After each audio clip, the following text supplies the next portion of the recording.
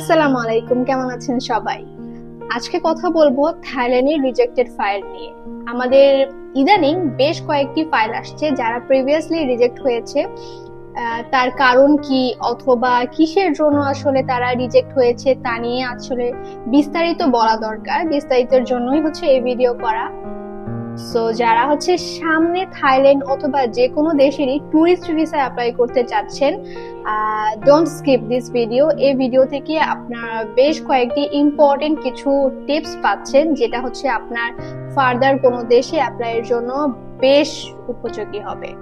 আপনি যদি এশিয়ার থাইল্যান্ড, মালয়েশিয়া, সিঙ্গাপুর এসব দেশ টার্গেট করে থাকেন, মালয়েশিয়া আসলে ভিসার জটিলতা বা ভিসা ডকুমেন্টেশন খুবই ইজি, কিন্তু সেই ক্ষেত্রে থাইল্যান্ডের ক্ষেত্রে আসলে ব্যাংকটা খুব বেশি ইম্পর্টেন্ট।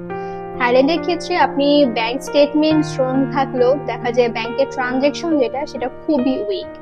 স্টেটমেন্ট বলতে হচ্ছে আপনার হিউজ অ্যামাউন্ট আছে, আপনি হচ্ছে বেশ কয়েকটি ট্রানজেকশন করেছেন যেটার মধ্যে আসলে আপনার আয়ের থেকে ব্যয় বেশি, সেক্ষেত্রে আসলে সেই ট্রানজেকশনটা উইক বলে গণ্য হবে।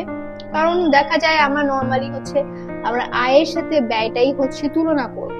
আর থাইল্যান্ডে আপনার ডকুমেন্ট সব প্রপার থাকলেও দেখা যায় ব্যাংক স্টেটমেন্টে আপনার একটু বেশি কনসার্ন থাকা উচিত।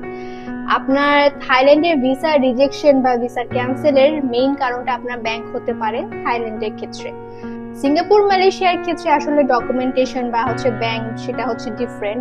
অন্যান্য দেশ যেমন হচ্ছে আপনার জাপান, কোরিয়া, ইউকে, অস্ট্রেলিয়া অথবা হচ্ছে আপনার সিঙ্গাপুর, মালয়েশিয়ার ক্ষেত্রেও হচ্ছে ডিফারেন্ট। তো আপনারা যারা হচ্ছে সামনে এইসব দেশ অ্যাপ্লাই করতে চাচ্ছেন বা হচ্ছে আপনি বুঝছেন না যে আপনার ফাইলটা কি আসলেই উপযোগী কিনা বা আপনি কি ফাইল গোছানোর জন্য সময় দিবেন কিনা, তো সেক্ষেত্রে আপনি আমাদের সাথে যোগাযোগ করতে পারেন, ওভার দ্য কল কথা বলতে পারেন অথবা অফিসে এসে আমাদের যে দক্ষ ভিসা টিম আছে তাদের কাছ থেকে কিছু সাজেশন নিলেন। আর যদি মনে করেন যে আপনি যদি স্মার্ট হয়ে থাকেন, আপনি যদি মনে করেন যে ডকুমেন্টেশনটা ঠিকঠাক বুঝছেন, তাহলে হচ্ছে আপনি আমাদের কাছে আপনার প্রোফাইলটা শেয়ার করলেন, আপনার ডকুমেন্টটা আমাদের কাছে শেয়ার করলেন যে সবকিছু ঠিকঠাক আছে কিনা, আমি প্রসিড হতে পারবো কিনা। সেক্ষেত্রে আমাদের ভিসা প্রতিনিধি আছে, তারা হচ্ছে আপনার ফাইলটা দেখে আপনাকে জানাবে যে আসলে আপনি উপযোগী কিনা বা আপনি কি আরেকটু সময় নেবেন কিনা অথবা আপনার ব্যাংক কি ঠিকঠাক আছে কিনা। আমরা মেইনলি হচ্ছে আপনার সবকিছু ডকুমেন্টস অ্যাসিস্ট করেই হচ্ছে আপনাকে ফার্দার হচ্ছে ফাইল প্রসিডিউর জন্য হচ্ছে বলবো। আনলেস যদি মনে হয় আপনার ফাইলে আরেকটু সময় দেওয়া উচিত, তাহলে আমরা সেটাও হচ্ছে আপনার সাথে শেয়ার করে থাকি। এখন নেক্সট ডিসিশন হচ্ছে আপনার, যে আপনি কখন কবে অ্যাপ্লাই করতে যাচ্ছেন। এখন একটু বিশেষভাবে বলতে চাই যারা হচ্ছে সেলফ অ্যাপ্লাই করতে চায়। নর্মালি আমরা হচ্ছে যারা বুঝে ডকুমেন্ট তাদেরকে আমরা বলে থাকি যে আপনি যেহেতু বুঝছেন আপনি নিজেই অ্যাপ্লাই করে ফেলেন, তাহলে হচ্ছে জিনিসগুলো ইন ডেপথ আপনি বুঝতে পারবেন। কিন্তু তাও হচ্ছে অনেক ক্ষেত্রে অনেকের রিজেকশন চলে আসে, দেখা যায় ব্যাংক, যেটা মেইন একটা কারণ আমি অলরেডি বলেছি।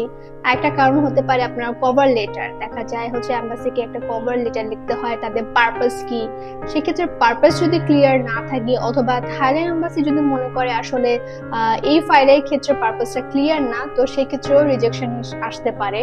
তাছাড়া আমরা মেইন যে কোয়েশ্চেনটার সম্মুখীন হতে হয় প্রায় প্রতিনিয়ত, সেটা হচ্ছে ফ্রেশ পাসপোর্টে থাইল্যান্ডের ভিসা হবে কিনা। ফ্রেশ পাসপোর্টে আপনার থাইল্যান্ড, মালয়েশিয়া ইজিলি হয়ে যাচ্ছে যাদের প্রপার ডকুমেন্টস আছে, ব্যাংকস আছে ঠিকঠাক।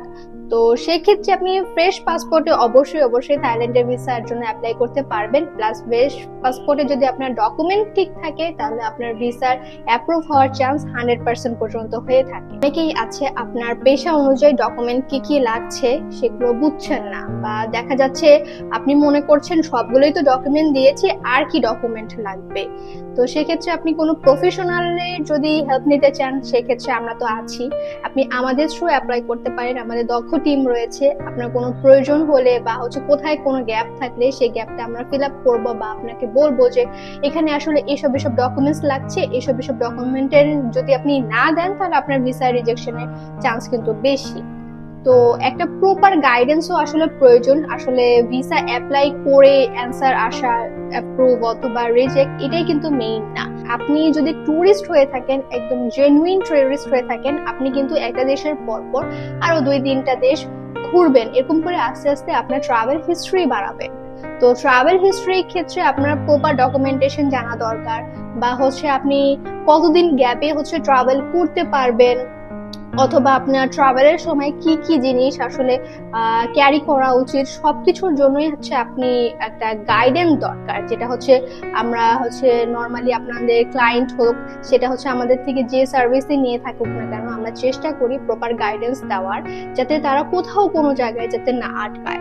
তারা হচ্ছে কিভাবে কি করতে পারবে সেটার জন্য একটা হচ্ছে সাহস দরকার, সেটা তো আমরা নিতান্ত দিয়েই থাকি। দেখা যায় আমাদের আসলে সার্ভিসের ক্ষেত্রে আমাদের খুব বেশি কনসার্ন থাকে একটা ক্লায়েন্ট বাংলাদেশ থেকে বাহিরে যাচ্ছে, তারা কোথাও কোনো সমস্যা হচ্ছে কিনা, বা হচ্ছে কোথাও কোনো কিছু লেটে আসছে কিনা, সেদিকে আমাদের প্রপার কনসার্ন থাকে। আমরা আমাদের এজেন্টের থ্রু সরাসরি হচ্ছে কানেক্টেড থাকি, আমরা আপডেট নিতে থাকি যে আপনাদের কোথায় ফ্লাইট ডিলে হচ্ছে কিনা, বা হচ্ছে আপনাদের ট্রান্সপোর্ট যেটা সেটা ঠিকঠাক ভাবে আসছে কিনা। ট্রাভেলার কি নিয়ে যদি আমি কথা বলি, ট্রাভেলার আসলে সার্ভিসটা যাতে প্রপার এনশিওর হচ্ছে কিনা সেটা কিন্তু নিশ্চিত করছে।